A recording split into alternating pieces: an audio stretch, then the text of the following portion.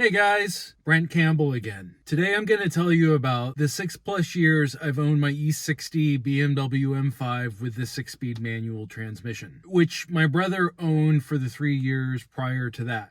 So really it's 9+ years. Now, my last video was the 9+ year ownership review of my E46 M3, and I covered all of that content in one video.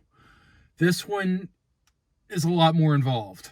So I'm probably going to be breaking this up into several videos. The first one on unique quirks to the car that every owner should know. Another on why this car is so special. And then another on the maintenance done and costs involved over the 6 to 9 years that my brother and then I have owned it. Part 1, the M5 over my lifetime. I remember well when the first M5, the E28, hit the market. This was 35 years ago, give or take. I remember reading about the M1 and later how it lent its engine to the original mid-80s M5.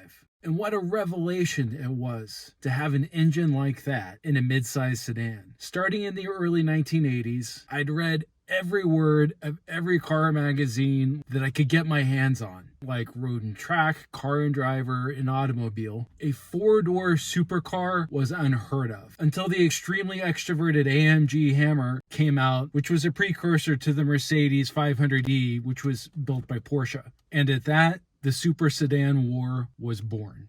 My neighbor had a white-on-white E34 M5 when I was in high school, and the poor fool let me drive and almost kill us in it. Yet still, he planted a seed in me, and I'm forever grateful to him for that. And that car was sensational, especially for its time. Above and beyond anything that I had ever driven or ridden in. It impressed me that he used it like a regular car, too, driving it all over the country, racking up hundreds of thousands of miles. Though he loved it, I don't think he had any idea how special his sporty-seeming 5 Series BMW was. A few years later, I went to see the movie Ronin, with Natasha McElhone piloting an E34 M5 through those tunnels under Paris. And then when the E39 came out in 2000, in BMW films we saw Guy Ritchie direct Clive Owen and then wife Madonna in Star with a woohoo song by Blur scoring the action. There was no coming back for me or millions of other brimming enthusiasts. Then, upon just exchanging vows with my wife in 2007, my mentor Jack, the insurance executive down the street from where I grew up, who always had the latest and greatest, pulled me aside at the wedding reception and said, "I've got something you're gonna want to see."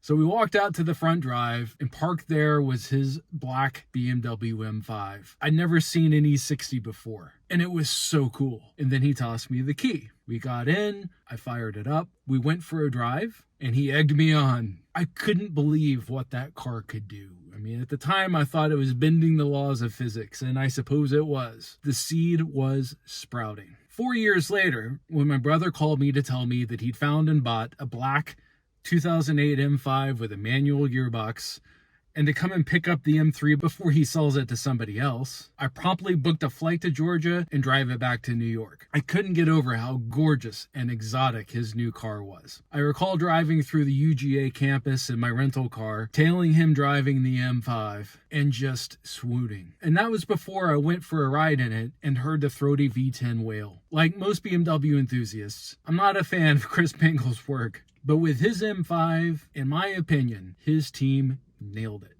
To me, it's not only the most insane M5 and the peak of the line mechanically, but it's the prettiest too. Sorry guys, much as I respect and admire the E39, to me, the E60 is the one worth suffering for, which is what all M5 owners must inevitably do. 3 years later, my brother put his order on the latest and greatest M car, the M4, as he wasn't really using the M5 for its capacity as a family hauler. That duty went to his wife's Honda. And I needed a family hauler to complement the clearly too small M3. With this, I'd have the car problem handled. And so, for the first time in my life, I took out a loan and I pulled the trigger.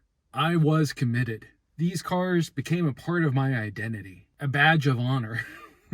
After 30+ years of being a car enthusiast and finally had the transportation issue nicked, what now? In 2012 and 2019, my brother and I came to the BMW Performance Driving School in Greer, South Carolina, across the street from the massive X model factories. We got to go for an insane hot lap, among other things, in a 560 horsepower F10 M5. And then in 2019, last year, when we came to pick up his new M3 competition, we got to go for a hot lap, this time in a 617 horsepower M5 competition. And I got some footage of that.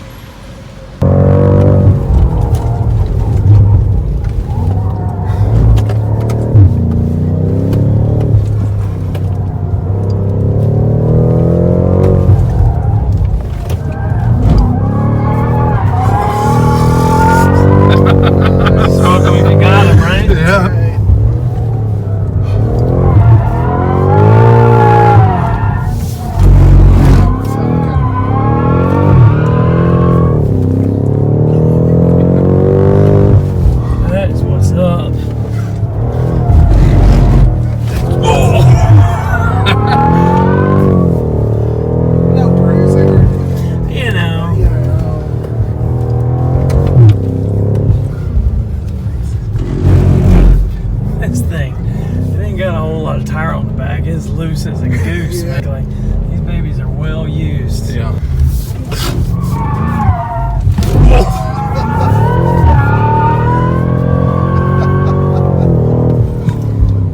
Somebody's got to do it, right? All right, that's it for now. In the video I'll publish next week, I'll cover why the E60 is so special, and then I'll dive into the maintenance details and observations I've had so far in my 6+ years of ownership.